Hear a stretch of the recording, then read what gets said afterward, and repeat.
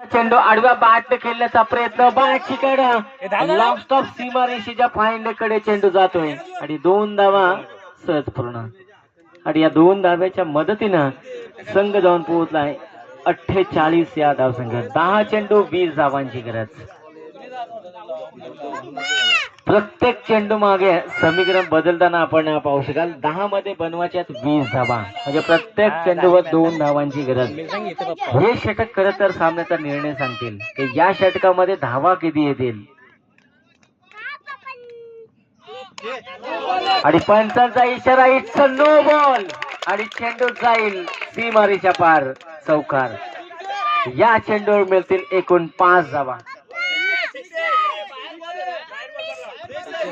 पण जे षटकार आहे तो ओके थँक्यू. षटकार आलाय आणि या षटकाराच्या मदतीने संघ जाऊन पोहोचलाय एकूण 55 या धावसंख्या. 10 चेंडू मध्ये 13 धावांची गरज.